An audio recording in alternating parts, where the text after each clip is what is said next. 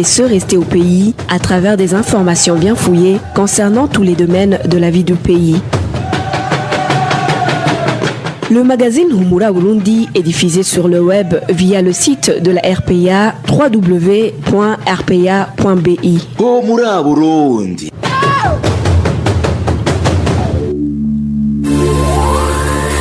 À la présentation, Inès Gakiza. Merci pour votre fidélité. Bonsoir et bienvenue au magazine Humura Burundi de ce 3 mars 2021. Les titres pour commencer. 4 mars, journée mondiale de lutte contre l'exploitation sexuelle, un crime commis à grande échelle dans les camps des réfugiés. Dans ce magazine, vous suivrez la situation au camp de Nakivale en Ouganda. Intolérance politique à Muyira, commune Kanyosha. Le chef de cette zone est pointé du doigt par la population comme étant à l'origine de cette situation. Et enfin, dans ce magazine, nous reviendrons également sur les préoccupations des éleveurs de Gitega, 4 mois avant le début de la mise en application de la loi sur la stabilisation permanente. Lucie Kabera et Emesti Venyungeko sont de l'autre côté de la cabine technique. À vous tous, nous vous disons bonsoir et bienvenue. Je viens de vous le dire, demain le 4 mars, c'est la journée mondiale de lutte contre l'exploitation sexuelle au camp de Nakivale en Ouganda. Les femmes et filles en sont victimes. Les réfugiés burundais de ce camp dénoncent l'impunité dont jouissent les auteurs de ce crime qui a de nombreuses conséquences, dont les grossesses non désirées. L'élément sonore n'est pas encore disponible, je vais y revenir. Et parlant justement des informations en rapport avec les réfugiés, 266 millions de dollars est le montant requis par le HCR-PAM afin de mettre fin à la réduction des rations alimentaires de plus de 3 millions de réfugiés en Afrique de l'Est. Ces deux organisations se disent préoccupées par les conséquences du manque de financement qui a déjà entraîné des réductions allant jusqu'à 60% de ces rations alimentaires. Le point c'est avec Nadège Ilakodzi. C'est ce mardi 2 mars 2021 que le HCR, l'Agence des Nations Unies pour les réfugiés et le Programme alimentaire mondial PAM ont lancé cet appel de financement de 266 millions de dollars pour les 6 prochains mois pour couvrir les besoins élémentaires de plus de 3 millions de réfugiés touchés par les réductions alimentaires en Afrique de l'Est. Étant donné que le manque de financement a contraint le PAM à réduire son aide mensuelle aux réfugiés de 60% au Rwanda, de 40% en Ouganda et au Kenya, de 30% au Soudan du Sud, de 23% à Djibouti et de 16% en Éthiopie, le HCR et le PAM craignent les conséquences néfastes telles que l'augmentation de la malnutrition et de l'anémie, le retard de croissance des enfants et une multitude de risques en matière de protection. À ce manque de financement viennent s'ajouter les mesures de lutte contre la pandémie de Covid-19, telles que le confinement, qui aggrave la situation vu que ces mesures entraînent une pénurie de nourriture sur les marchés des camps de réfugiés et empêchent la plupart d'entre eux de faire de petits commerces ou de travail occasionnel afin de pourvoir aux besoins de leur famille. Ainsi, selon Clémentine Mweta Salami, directrice du bureau régional du HCR pour l'Afrique de l'Est, la Corne de l'Afrique et les Grands Lacs, à moins que des fonds supplémentaires ne soient mis à disposition, des milliers de réfugiés, y compris des enfants, manqueront de nourriture. Michael Dunford, directeur régional du PAM pour l'Afrique de l'Est, souligne lui aussi qu'ils sont profondément préoccupés par le fait que si les réductions se poursuivent, les réfugiés seront confrontés à rester dans les camps où la sécurité alimentaire et nutritionnelle se détériore ou d'envisager de rentrer chez eux alors que la sécurité n'y est pas garantie. Ainsi, le PAM a besoin de 11 millions de dollars pour fournir auprès de 140 000 réfugiés présents au Rwanda, principalement en provenance de la République démocratique du Congo et du Burundi, une aide en espèces ou des rations alimentaires complètes jusqu'au mois d'août de cette année. Merci à toi Nadège Ilakodze. Une courte pause avant de retourner au pays pour parler droits de l'homme. Retrouvez les différentes productions de la RPA sur Facebook, YouTube, Twitter et sur www.rpa.bi. La cohabitation se dégrade du jour au lendemain au sein des militants de différents partis politiques de la colline Kavumu, zone Muyira, commune Kanyosha en province Bujumbura. Les habitants de Muyira accusent le chef de cette zone d'être à l'origine des dislocations. Le point c'est avec Emmanuel Daishimi.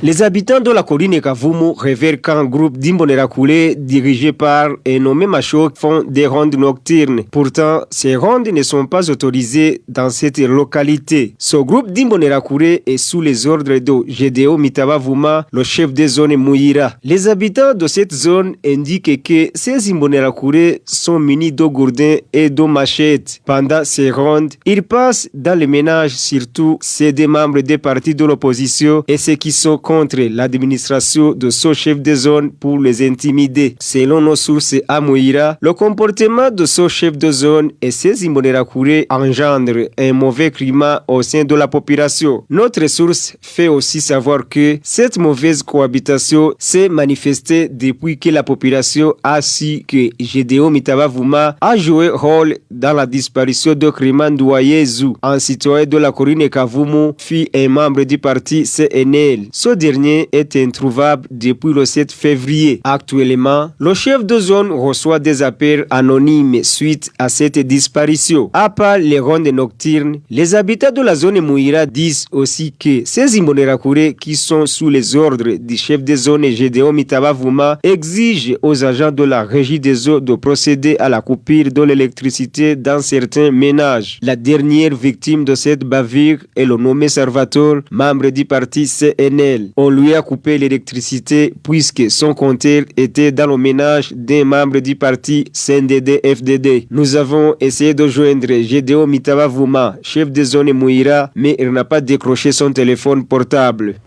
Et en plus de s'approprier un champ de riz appartenant à un habitant de la commune Gihanga en province Bubanza, le chef des Imbonerakure de cette commune est accusé de favoritisme dans la gestion de la coopérative Urumuri Gwiterambere qu'il dirige.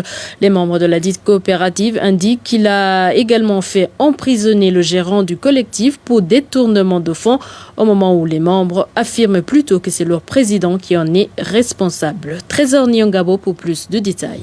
La dénomination de la coopérative des riziculteurs Morimigiri Jambo a été modifiée il y a 2 semaines par son président. Pasteur Hakizimana, alias Gihugu, qui veut dire pays, a baptisé cette coopérative Urumuri Mwiterambere. Les membres de ce collectif du village 6 de la commune Gihanga révèlent qu'avant le changement d'appellation de Morimigiri Jambo, le surnommé Gihugu a fait incarcérer au mois de janvier son gérant, l'accusant d'avoir détourné une somme de 60 millions. Néanmoins, les membres de la coopérative réfute ces accusations et affirme que la sortie de ces fonds s'est effectuée sur autorisation de pasteur Hakizimana, alias Chiza, ou encore Gihugu, président de la dite coopérative.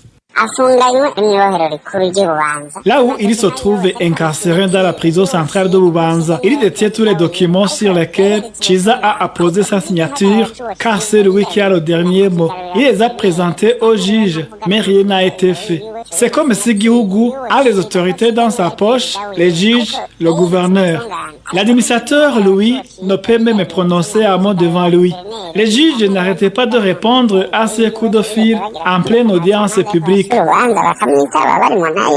De surcroît, les membres de cette coopérative déplorent le favoritisme pratiqué par pasteur Hakizimana dans la gestion des projets du collectif.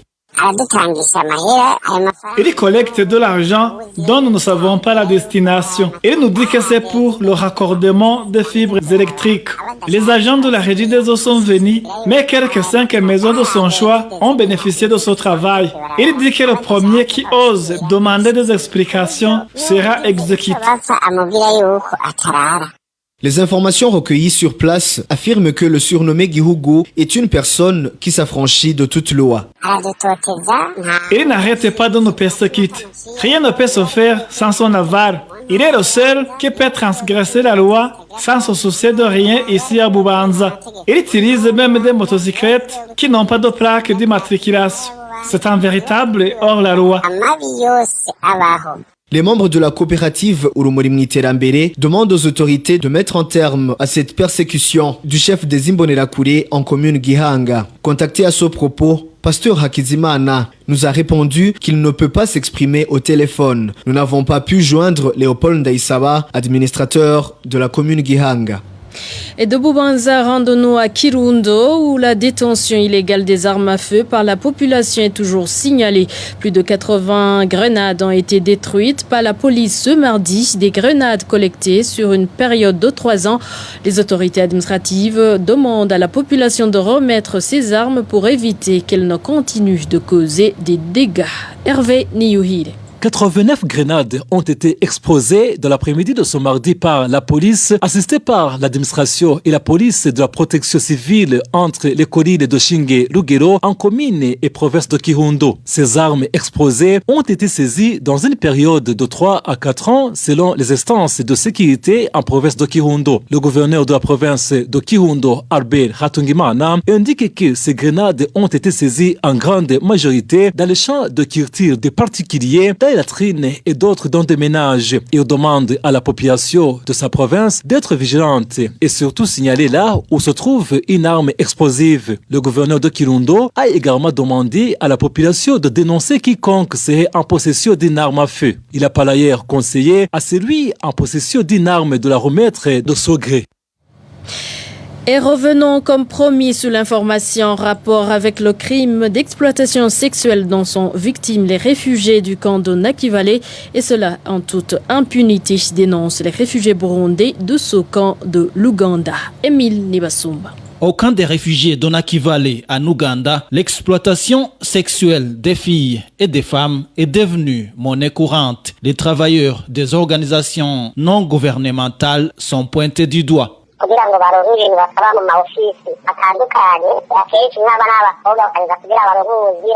Pour qu'une femme ou une fille soit embauchée ou pour qu'elle bénéficie de certains services dans son camp, parfois elle doit coucher avec l'employeur ou la personne concernée dans son bureau. Ce comportement d'exploitation sexuelle est très fréquent ici au camp de Nakivale. Ce comportement s'observe également dans les écoles de ce camp. Les enseignants couchent avec leurs élèves de sexe féminin.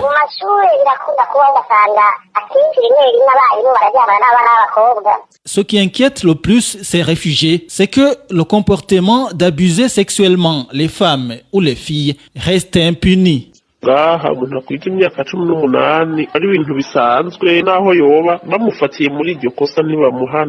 ce camp et même en dehors du camp, si une personne de sexe féminin de plus de 18 ans a été abusée sexuellement, c'est comme si rien n'était ici.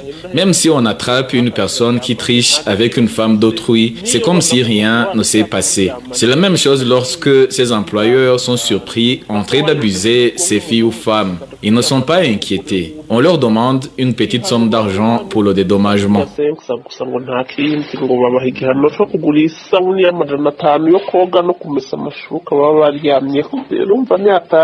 Ces réfugiés burundais indiquent que les conséquences sont énormes pour les filles et les femmes. Beaucoup de femmes mariées ont des grossesses qui ne sont pas de leur mari. Quant aux filles, elles ont des grossesses non désirées. Cela cause des séparations dans les foyers et les filles mènent une vie pénible. Vous saurez que le camp de Nakivale abrite les réfugiés de plusieurs nationalités, dont plus de 30 000 Burundais.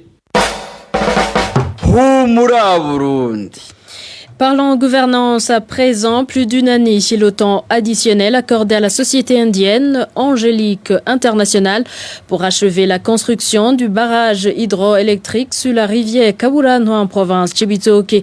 C'est le Premier ministre Alain-Guillaume Bunyoni qui l'a annoncé au cours d'une descente effectuée sur place ce mardi. Les employés burundais de cette société, eux, déplorent le fait que le Premier ministre ne leur a pas accordé un moment pour lui faire part de leurs préoccupations.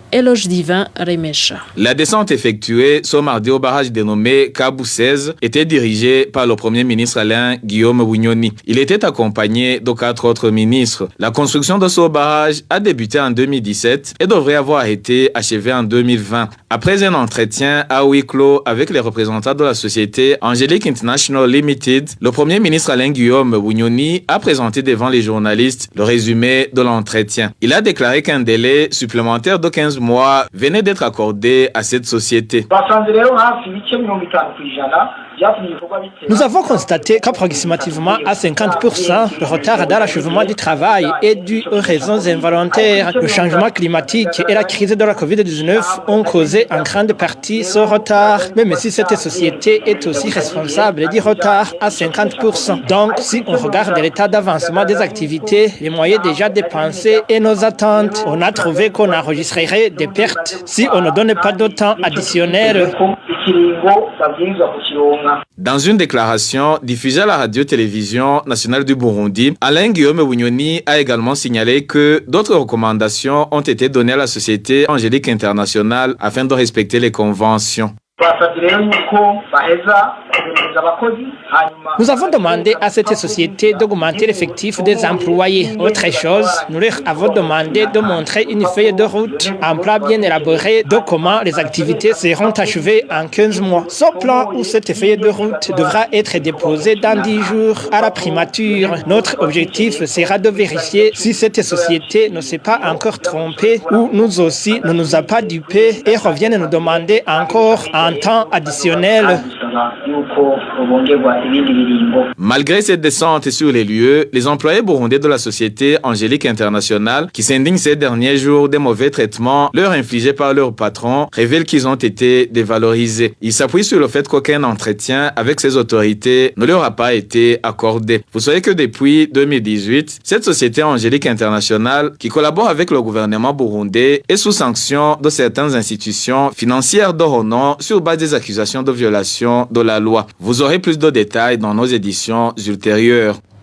Et enfin, certains éleveurs de la province Gitega sont préoccupés par la mise en application de la loi sur la stabilisation permanente prévue pour le mois d'octobre prochain.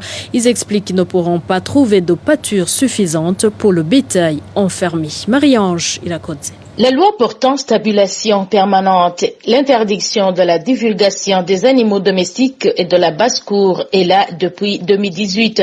Elle accorde 3 ans de préparation avant d'être appliquée. Parmi les préparatifs, certains habitants de Gitega ont planté principalement des tripsacomes qui nourriront le bétail. Certains administrateurs ont organisé des réunions de sensibilisation pour les éleveurs. Mais les éleveurs de la province de Gitega indiquent que cette décision d'élever leur bétail à l'intérieur des étables ne leur facilite pas la tâche car, disent-ils, ils n'ont pas assez de terrain pour cultiver la pâture des bétails. Ces éleveurs demandent que cette loi soit revue. Si la loi s'appliquait à la lettre, ces éleveurs indiquent qu'ils seront contraints à abandonner l'élevage. Comme conséquence, il y aura la carence de viande et du lait, ce qui causera également la hausse des prix des produits laitiers, expliquent ces éleveurs de Gitega.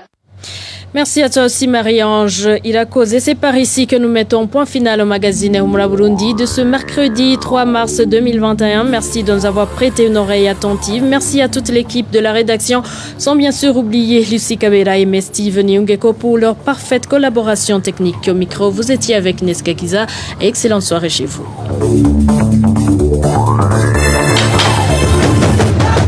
C'était le magazine Humura Burundi.